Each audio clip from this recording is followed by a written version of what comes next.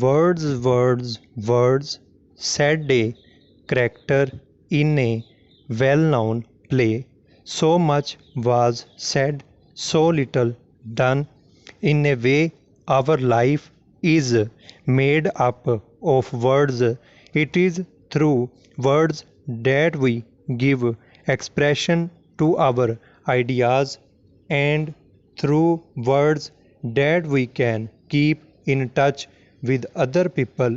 We may write the words for others to read, or we may speak the words for others to hear, but in either case, it is through words that we have been able to pass on to others the thoughts that are in our minds. Are words quite necessary to a highly developed state of thought? Are they necessary for the development of man to a state of increased knowledge and comfort? Can we indeed think without words?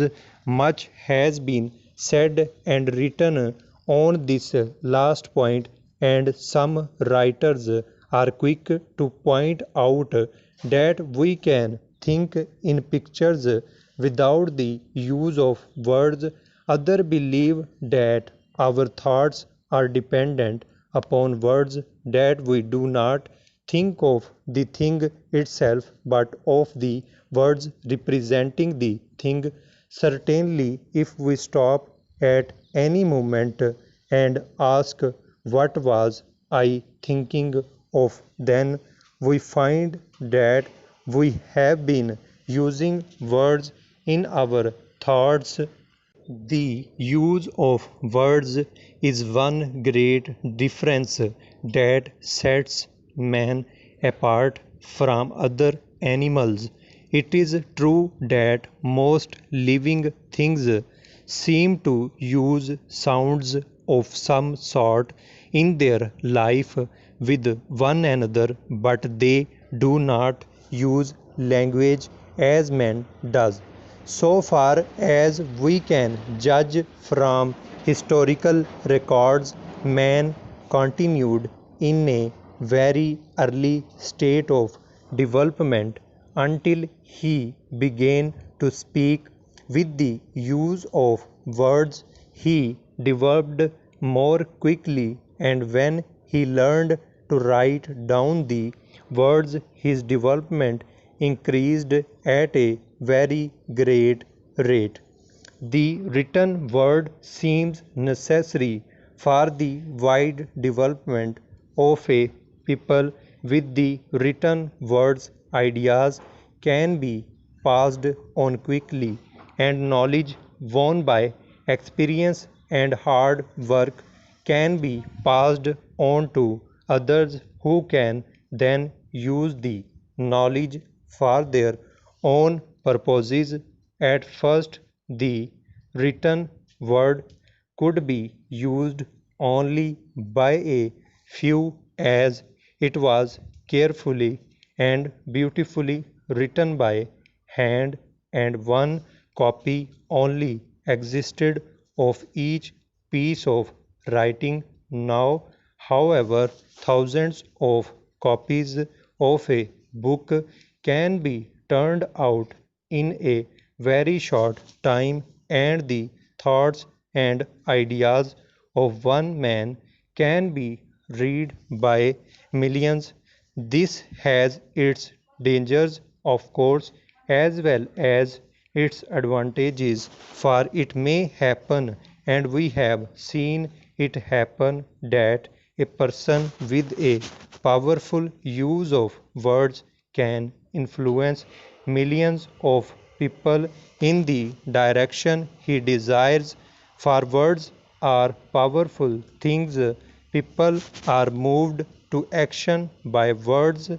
They are moved to action by the ideas expressed in words. We know that in political life, the man who is most successful is generally the man with the power to speak well, to use words in a way that influences people to believe what he says. We know that in business, the best salesman is the one who can overcome his customers with words, who can make them believe that what he has to sell is better than what other people have to sell. The successful writer is not always the one who tells the best story, but the one who can best use words to express his ideas and the feelings of his characters. Nor are shorthand writers any less dependent upon words.